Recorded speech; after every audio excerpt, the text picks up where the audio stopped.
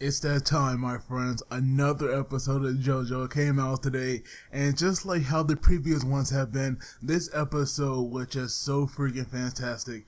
And this episode villain, it was Hazamada and his stand known as Surface. And I gotta say, Surface is kind of like, even though it might not have like the strongest power or the most creative power, like used right, like Hazamada was using it, that stand right there can be pretty freaking deadly. And we see now that when the episode started off, we see how it focused on some boy, some regular kid, listening to the radio and staring at this magazine about some kind of idol. And we see now that out of nowhere, he grabbed this pen, and obviously something's like going on here because this guy, because we see now how even though he was like focusing on the model and thinking about this idol while listening to this like radio station, all you see now is his arm going up. You see the pen is obviously, aimed at him. And then you see it just coming down, and next all you see the blood going everywhere. And we see now that all we hear is an O, and that's when the opening, starts. And to me, I don't know why, even though that right there was like kind of messed up because something happened. I don't know why, but his reaction just made me like laugh my ass off. Now that right there might be kind of messed up, but I don't know. To me, it was hilarious because something definitely happened because of the blood, but for that, like nonchalant reaction because it seems so normal to him. I don't know why, but I was dying laughing at that. And so we see now that afterwards we go to, Koichi, Josuke, and Tamami. And so right now we have Tamami, like warning them about a stand user at that school because he was telling them about how Hazamada and some other boy, they were arguing about idols. And apparently this boy had really like pissed off Hazamada. And so we see now that the following night, that's where that boy, had like stabbed out or gashed out his own eye with that pen. And so right now, he was telling him that the boy said that the next thing he knew that he was like looking at his eye, looking back at him, and that right there does sound, like very nasty. And so right now we have Tamami giving them a picture of Hazamada, and we see now how Josuke was like definitely going to look into this, and we see now how Koichi was like going to do the same. And so we see how Tamami was like trying to get Koichi to like stay out of this and telling him to like leave it to Josuke. And so obviously there's no way Koichi can do that because this right here is a city as well. And after what he said to Tamami, that right there, like made a tear come to his eyes. But at the same time, Tamami is not a fighter. He's a coward because even though he can definitely admire and respect Koichi, there is no way he wants to get involved. So we see him now backing up and it was kind of hilarious. But eventually when he got far enough, he actually ran away. And so we see now that we have Josuke and Koichi. They had went to the class he was in, and they were looking for him. And so right now they couldn't find him. But then we have Hazamada actually, spying on them. And so eventually now they went to the locker room, and they were like checking his locker. And you can tell that, Josuke, he definitely did not give a damn. Not only did he like remove his locker door, but we see him now picking up his stuff and practically, tossing it out. But we do learn how he is in the tennis club, and we also learn how he's also, a fan of manga. Now, what manga that is, I'm pretty sure everybody who has read the manga knows, but obviously for the OEM people, you guys have no idea just yet. But regardless now, eventually we see this like wooden doll hanging up in a locker. And right now, Josuke was like kind of worried because he thought at first it was a stand. But we see now that when he could touch it normally, that's when he thought it was like some kind of like wooden doll that was like used for art projects. But then we see that when he touched it, this little doll, like started to change, and we see how it took, Josuke form. And so we learn now that or we see that this stand, like it copied Josuke, almost perfect. Well, actually, it did copy him perfectly. Like the only thing that was different between the two that you can tell that this right here, was a doll or definitely not the real Josuke, because you can see like some kind of screw in his forehead. And so right now we see how the doll or surface, it was like going on about some kind of like story. I believe it was called like Perman or Perma, something like that. But Josuke had no idea what it is. And Koichi did, and Koichi, I think he knew, whether or not he knew or not, I kind of forgot. But regardless, Josuke had no idea like what he was going on about. And we see now how that right there kind of like made him mad. But at the same time now, what's the name? Josuke, he did see how Hazamada was like kind of close to him. And so right now we see that when Josuke was like, we see now that when Josuke was like going to try to attack, we see how Hazamada put it into that like real fast, because we see him now raising his arm, and we see now how Josuke here had no choice but to do that as well. And we see now that when he brought his arm down, because we have Surface, hitting a locker, but when Josuke did it, he had hit, Koichi, and we see him now like go freaking flying, because we see now from that impact where we have him, hitting Koichi, he actually got taken out from that pretty much, because all you see is like his eyes kind of like bulging out. You see him like coughing out blood as well. And we see that, that right there wasn't even the worst of it, because we have him, crashing into like this steel door and breaking, not only that door, but the glass window in it as well. So that right there was like very brutal and very, kind of messed up. And so we see now how obviously, Hazamada, he's like kind of smart, because we have Josuke trying to like attack him with like Crazy Diamond, but that right there wasn't going to fly, as we have him, backing up and stepping out of his range. But at the same time, even though Crazy Diamond could not reach Surface, at the same time, Surface range was still in effect, because he was like, if Surface doesn't move, or if Hazamada doesn't move, then that way they'll never reach. And we even see now that Josuke, he definitely knew about his range problem, and so we see him now grabbing a pen and throwing it. But at the same time, we have a Surface catching it and throwing it right back, because now he was like going to take out Josuke before going after Jotaro, because now he was like going to make Josuke stab out his own eye with that pen. And I don't know, and I definitely don't know, what kind of fetish does this guy have when it comes to, eyes, because this right here is what he did to that boy.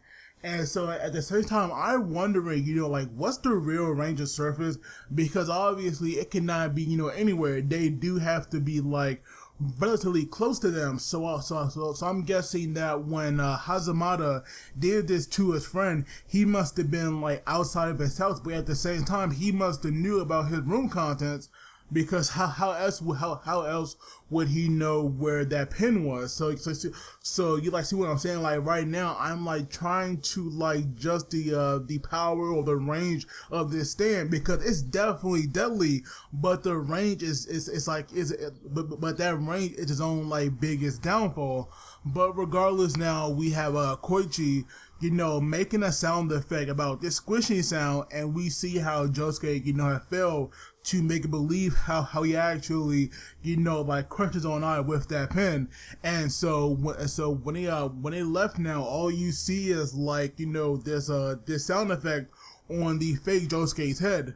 And so now when Josuke got up, he was definitely grateful to Koichi, but at the same time, he was still hurting, because even though he had healed his wounds from where he first, attacked him, he still had some broken bones from hitting that door and breaking that down, because that right there had to hurt, because that force must have been, freaking insane. And so now we have, Koichi and Josuke, they were trying to stop him, because we all know that Hazamada's real target, that right there was Jotaro. And so we see now that while they were like running after him, we see now how some girl was like watching Josuke and Koichi, and we see her now with like a blush on her face, looking at those two. And I will say, keep an eye out, for this girl, because it should definitely be obvious that they would not show her for no reason. And like at the same time, if you look at the character name, from next week's episode, that right there is a female, name. So it definitely should not be hard to like put two and two together that this character will definitely be part of the story, next week. But now forgetting about that, because she played like a very, very minor role this week, because that right there was like kind of like her own like introduction into the story a little bit. We go back to Koichi and Josuke, who was trying to call Jotaro, calling the hotel he was like staying in, and we see now how he was like already on the phone. And so now they figured out this right here, was the faker one, and we see now that that the fake Josuke was like able to lead him out to the station. And so now where the real Josuke, could like finally get in touch with him, Jotaro, had like already left. And so we see now how now it was, Koichi and Jotaro, like trying to catch them, because now, like they had no idea at first where they had led, Jotaro to, but now going to the fake, Josuke and Hazamada, these two had like quite an adventure of their own, because first they had ran into Tamami, and so obviously now he was like kind of on guard, because he knew that this guy is a stand user, and like at the same time it made no sense as to why him and Josuke would be hanging out. But of course he was like playing it off that like he knew nothing, but at the same time they were not buying it. And so all you see next is the fake Josuke grabbing this brick, and we see him now hitting Tamami over the head. And to me, that right there was like so freaking brutal. That impact was insane, because all you see is like blood coming from Tamami's head. And not only that, you just see him spit out a crap ton of blood. Like that right there was like freaking crazy. But then after they had like dealt with him, because we saw how they had like hit his body in some field, because at one point we have Josuke and Koichi, they had ran past his body and didn't even notice him. So that right there was like also kind of messed up. But then we see at one point how the fake Josuke, he was like getting all this attention, like from these girls, because we all know that the ladies love themselves some Joe stars. And so now we have one girl like running up to them, giving Josuke a love letter, and Hazamada got so freaking salty, he had grabbed the letter and was like tearing it up. And we see now how he was like going off on his stand, but his stand, really didn't like even care, because we see now how even though this right here is a stand, it does have like a mind of its own. So these two do kind of butt heads, and we see now how Hazama had the like bright idea to actually, punch his stand, but at the same time that right there should like hurt his hand. And we do learn how Hazamada had used his stand to like take the form of some girl he was crushing on. And to me, this right here was like kind of weird, because at the same time, why in the world would you do that? Like, why in the world would you want a wooden like replica of your crush? Because like, what in the world are you planning to do right there? Because I'm just saying, like, to me, that right there is kind of strange. But at the same time, though, it definitely didn't work out for him, because his stand kept doing things to like piss him off. And so we see how we had actually like wiped his blood on some guy's bike, and we see now how that right there made that guy mad.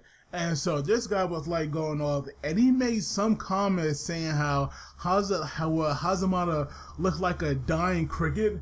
And to me, that right there was like kind of strange, because like to me that would just seem like a very, very weird metaphor. And at the same time, if you guys do hear like a lot of like loud background noises, I do apologize for that, because right now it's like very hot. It's very hot in my room, and so I do have my windows open. So for that, I do apologize for. But going back to the show now, we see how when that guy made that comment, Hazamada, actually got, very pissed off. And we see now how Stan took out one of the guy from behind, and we see how we got the other one, from behind as well. And so we see how Hazamada was definitely going to mess him up because at one point he actually had pulled out a box cutter, and then we have him elbowing him in the face, messing up his nose and making his mouth bleed.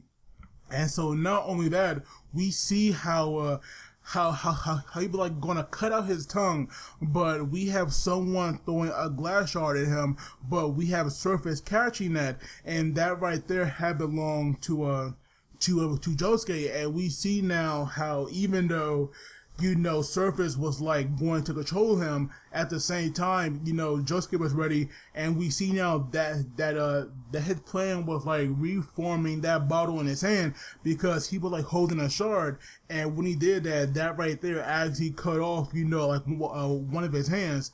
And so we see how now, Josuke and Koichi, they have ran, and we see, where when they did that, Hazama got the impression that they knew where he was going, but at the same time he didn't. And so Hazamada's downfall, really was letting the cat out of the bag, telling him how, or saying how they were heading to the station. And so when they knew that, so when Koichi and Josuke knew that, they were kind of worried because now Hazamada had the lead because that right there was the quickest way to get there. But Josuke wasn't worried because he had Koichi with him. And we see now that what he meant by that because he actually used echoes to make this sound that a train was coming. And so when Hazama heard that, he had no choice but to take the other route because obviously, they can't run across when a train is coming. But at the same time, there was no train. And we see now how Josuke and Koichi, they actually got the lead because of that. And we see them, meet up with Jotaro.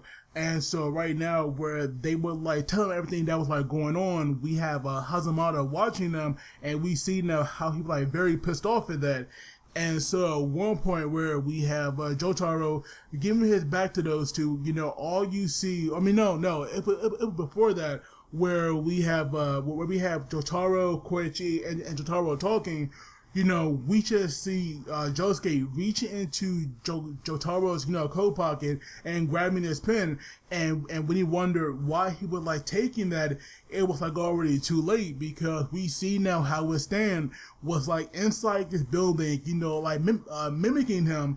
And at the same time, he was going to make Josuke, stab him in the back of the head to kill him instantly because at first all he was going to do was half kill him so that way he would leave the city. But now, Josuke here kind of forced his hand. And so we see now that when Josuke was bringing the pin down to actually do that, all we see now is Hazamada getting hit on the back of his head, with a helmet.